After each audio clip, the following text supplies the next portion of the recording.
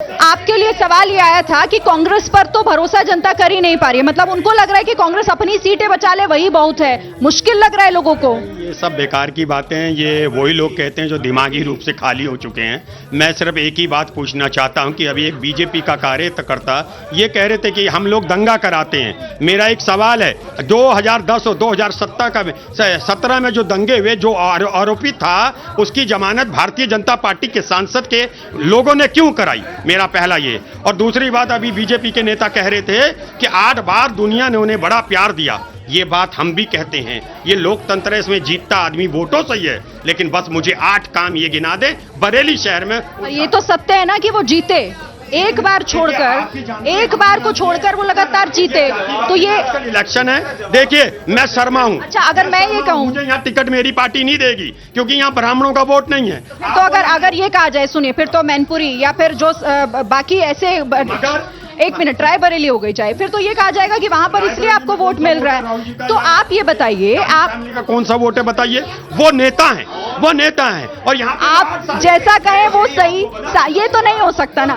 बरेली से आदरणीय संतोष गंगवार जी के 8 बार जीतने का मतलब ही था कि उनको हिंदुओं के और मुसलमानों के दोनों के वोट मिलते हैं। उन्होंने कभी किसी में डिफरेंस नहीं किया और भारतीय जनता पार्टी इसीलिए जीतती आती है। आप यहाँ देख लीजिए, जितनी भी भीड़ है यहाँ पर, इसमें अधिकांश 30% लोग मुस्लिम समाज से हैं और वो भारतीय जनता पार्टी के पक्ष में बात कर रहे हैं, क्योंकि बीजेपी ने और संतोष गंगवार जी ने एक अपनी पैठ बनाई है और हिंदू मुसलमानों दोनों का वोट लिया है। और बरेली इसीलिए, और ये अपनी बात करते हैं रायबरेली और अमेठी से, रायबरेली अमेठी से आप अपना कैंडिडेट घोषित नहीं कर पा रहे हैं। आपका कैंडिडेट, दंगा कराने वाले जो आरोपी है उसकी जमानत भारतीय जनता पार्टी के सांसद और उनके हाथ मिलेगी।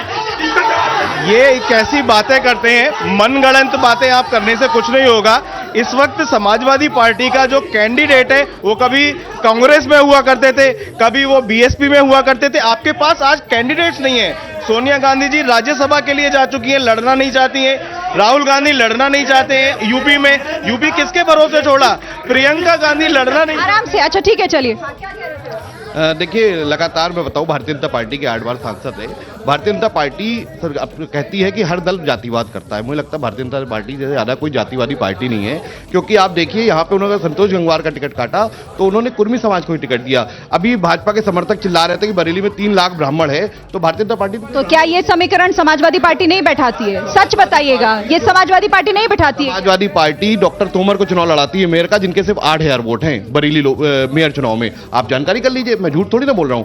जिस बिरादरी के 8000 वोट है उसे मेयर का टिकट देने का काम माननीय राष्ट्रीय अध्यक्ष जी ने करा। इसलिए किया क्योंकि वो विकासवादी व्यक्ति थे, उन्होंने विकास करा था और वो डॉक्टर थे, पढ़े लिखे थे। मगर भारतीय जनता पार्टी क्या करी? भारतीय जनता पार्टी लगातार जातिवाद को बढ़ावा दे रही है। पंडित जी कह रहे 3 लाख वोट है तो ब्राह्मण को टिकट देती बात। ठीक है, अब ये जनता से सवाल ले लेते हैं, एक एक करके अपना सवाल पूछ। पहले क्या कह रहे हैं आप? अभी 28 तारीख को यहाँ पर अखिलेश जी, पूर्व मुख्यमंत्री जी, सभा करने आए थे बिशप मंडल में। उसमें 1000 से 1200 लोग एकत्र किए थे। लोगों ने पैसे देके, खाना देके उनके बड़ी मुश्किल से। उसके बाद उपाध्यक्ष जिला यहाँ समाजवादी उपाध्यक्ष सैयद हैदर अली, उन्होंने बाकायदा एक वीडियो जारी किया है। ये बाकायदा एक वीडियो जारी किया है जिसमें उन्होंने कहा कि उन्हें मंच पे नहीं जगह दी गई, मिलने नहीं दिया गया, और आजम खान साहब का तो बैनर से फोटो ही गायब कर दिया। ठीक है, आप क्या? मैं ये बोलना चाह रहा हूँ, ये भाई कह रहे हैं अखिलेश यादव जी के लिए हमने 40 साल बरेली को बर्बाद होते हुए देखा है। ठीक है, अब इन्हें ये कैंडिडेट ऐसे लेके आए हैं जो कोई भी चुनाव नहीं लड़ा रहा है। प्रधानमंत्री, मुख्यमंत्री, दूसरे प्रदेश के मुख्यमंत्री और गृह मंत्री, रक्षा मंत्री, सारे मंत्रिमंडल आ रहे हैं। अब डर महसूस हो गया इन लोगों को। मैडम, हम चाहते हैं कि रोजगार की बात हो, जो महंगाई पर रोक लगने की बात हो, लेकिन ये लोग हिंदू मुस्लिम कब्रिस्तान शमशान की बात करते हैं। हम कहते हैं मुद्दे की बात करो, विकास की बात करो, ना ये रोजगार की बात करेंगे। जो प्रधानमंत्री जी ने प्रतिवर्ष 2 करोड़ रोजगार देने की बात करी थी, कितने युवाओं को रोजगार दिया है? छोटे छोटे में अपना सवाल। इनको उत्तर प्रदेश का विकास नहीं दिख रहा है। उत्तर प्रदेश में गुंडा राज खत्म हुआ है, 24 घंटे बिजली मिल रही है, नारी सुरक्षा हुई है। एक एक करके छोटे छोटे में जल्दी सवाल पूछेगा। ये तमाम अभी जो विपक्ष के दावेदार हैं, इनसे पूछना चाहेंगे, आपके बयान पर हम देख सकते हैं कौन बनेगा प्रधानमंत्री, आपकी हेडलाइन है ना?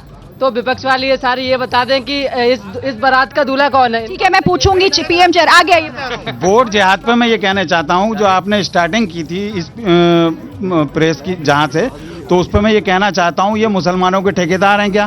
कि मुसलमान अगर कहीं वोट दें, मैं मुसलमान हूँ, मैं भारतीय जनता पार्टी को वोट दूंगा, पूरे परिवार का दिलवाऊंगा। समाजवादी पार्टी की जितनी औकात हो वो लगा लें और मुझे बाहर कर दें बरादरी से। चलिए, अब मैं एक दो सवाल और ले लूं, थोड़ा आगे आ जाइए आप, एक एक करके। मैडम, हाँ हेलो, ऐसा है, पहले मुसलमानों को गुमराह किया जाता था और लुभाया जाता था तो वो वोट दे दिया करती थी।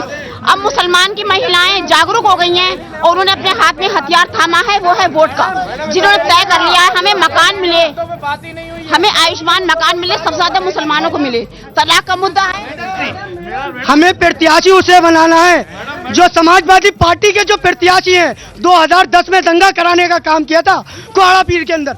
8 बार के जो सांसद संतोष गंगवार है उन्होंने विकास कराने का काम। ठीक है, हाँ बोलिए। बरेली के मुद्दों पे भी बात हो जाए। बताइए क्या मुद्दा है आपका? बेरोजगारी चरम पर है। यहाँ पे एक रबर फैक्ट्री हुआ करती थी। माननीय सांसद जी, आप यहीं के लोगों का कहना है कि 8 बार से सांसद हैं, यहाँ पे कौन सा रोजगार का साधन उपलब्ध कराया है? 1-2 फैक्ट्रियां थी वो बंद करा दी, बिमको वो बंद करा दी, रबर फैक्ट्री वो बंद करा दी, यहाँ पे गन्ना मिलता वो बंद करा दिया। कुछ नहीं हुआ बरेली में? हुआ है, आप बताइए। सबसे बड़ा मुद्दा बेरोजगारी का है।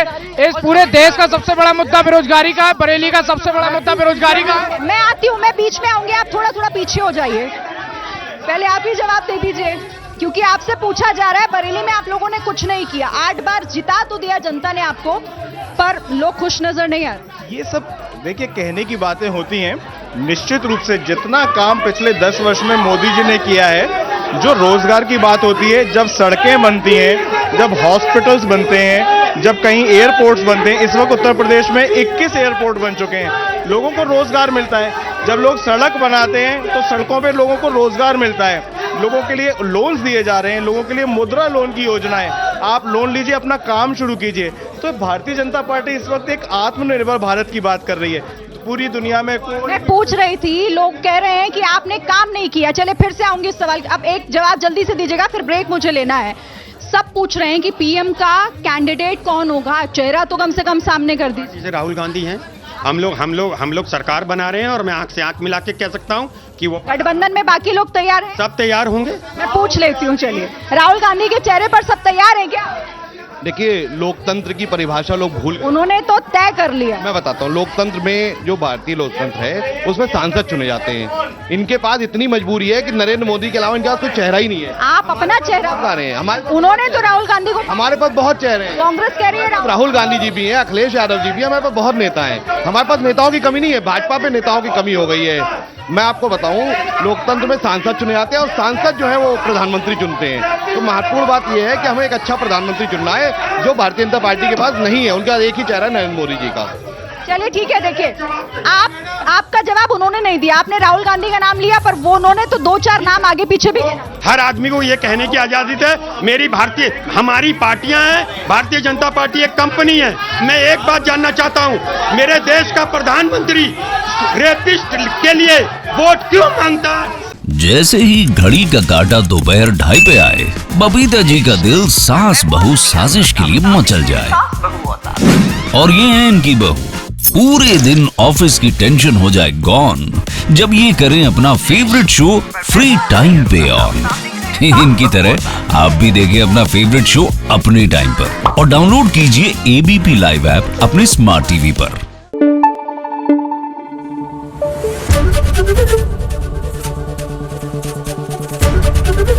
एबीपी न्यूज आपको रखे आगे।